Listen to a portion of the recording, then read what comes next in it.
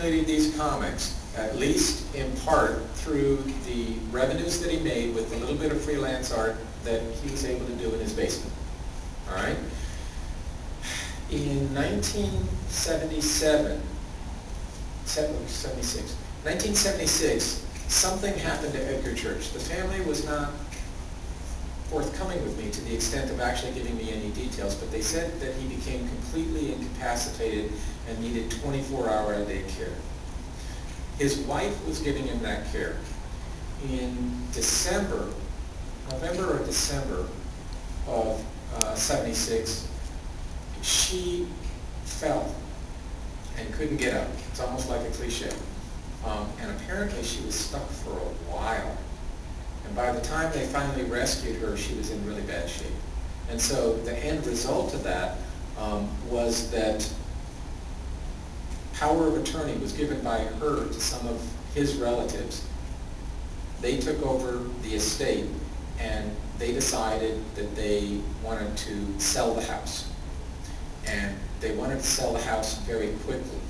The realtor who I was working with and who contacted me in order to get rid of the comics said that the reason why they wanted to sell the house so quickly was because the west side of Denver, where Edgar Church's house is located, was where the dividing line existed between the Hispanic barrio, which was more of a west side tradition around Federal Boulevard, and then he lived about 6 blocks to the west of that. But as the Hispanic population was getting larger, they were buying up houses, streets and streets going further over, and the Church family was afraid that housing values would drop if the Mexicans moved in. That's a quote. That's how I go.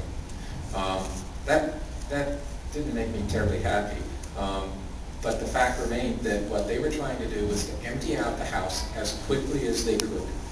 And they viewed all of Edgar Church's artwork, and most especially all the files that he had put together for collecting fonts and images that he used, they considered those to be an impediment to them selling the house. So they started throwing everything away.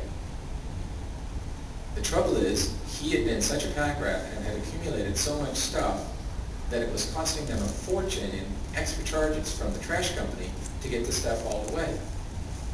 So they called first to a guy in Denver to see if he would come and haul away, in particular, the comics that were there, because he had an ad in the Yellow Pages that said, "I buy comics."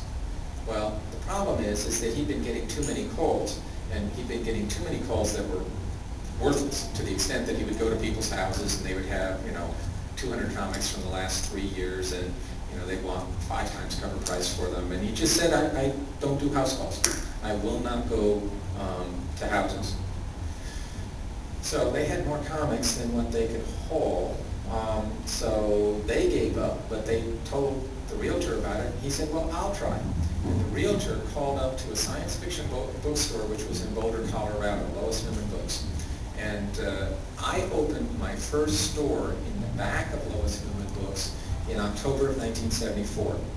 And she had a back room that was about the size of this one right here that she leased to me for $95 a month. Now, that may sound like a tremendous deal, but this room had, when I took it over, no lights.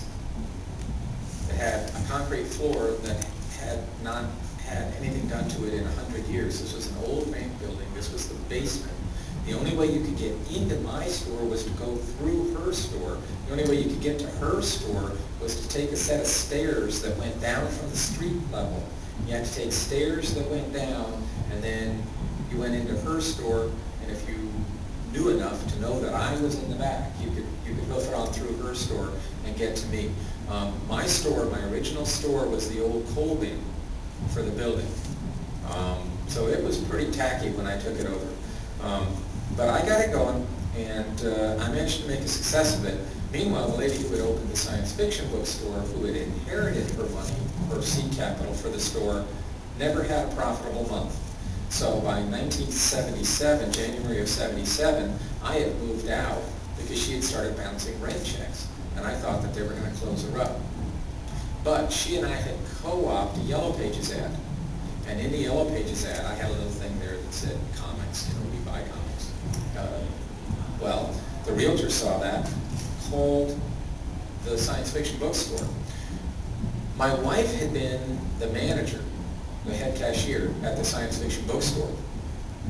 But when her paycheck bounced, she left that store and came to work for me. Now, we weren't married at the time. We were living together, but we were far from making the decision that we actually wanted to spend our lives together. But what ended up happening was that in my absence, because I moved my store out in like June of '76, she was there working the store for this science fiction lady for about 4 months without me being around. Well, her assistant got a crush on her and was very infatuated with her. Well, she moved down, came to work for me, and he still held out some shreds of hope that he could have a relationship with her. So when the realtor called the science fiction bookstore, he thought, aha, this is my chance to get in good with Nanette. So he called my wife. Well, she just handed the message over to me with the realtor's phone number. I called the realtor, and the rest is history.